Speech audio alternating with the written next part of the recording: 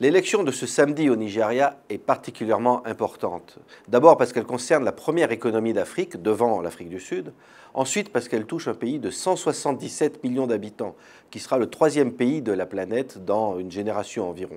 Enfin, ce pays est déstabilisé par Boko Haram, la secte djihadiste qui s'est ralliée récemment à l'État islamique en Syrie et en Irak et qui commet des crimes contre l'humanité, des rapts, des exécutions de civils dans le nord-est du Nigeria.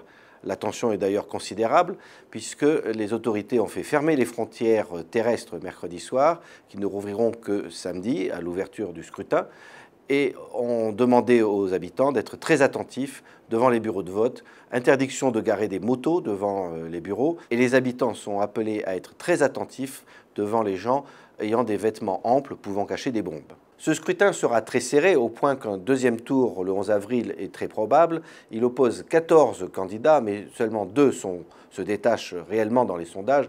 Évidemment, le président sortant, Goodluck Jonathan, un chrétien du Sud de 57 ans, qui peut se targuer d'un bilan assez honorable sur certaines réformes, mais qui a un bilan très négatif en matière de lutte contre Boko Haram et contre la corruption, sans doute le problème numéro 1 au Nigeria. Son challenger principal est Muhammadu Buhari, un général de 72 ans, un musulman du Nord, qui a été à la tête de la junte militaire dans les années 80, mais que les analystes considèrent désormais comme un démocrate pragmatique. Muhammadu Buhari a de grandes chances de l'emporter puisque les électeurs sont assez déçus du mandat de 5 ans du président Goodluck Jonathan. Une victoire de Buhari constituerait une première, ce serait la première alternance depuis 1999, depuis le retour de la démocratie au Nigeria.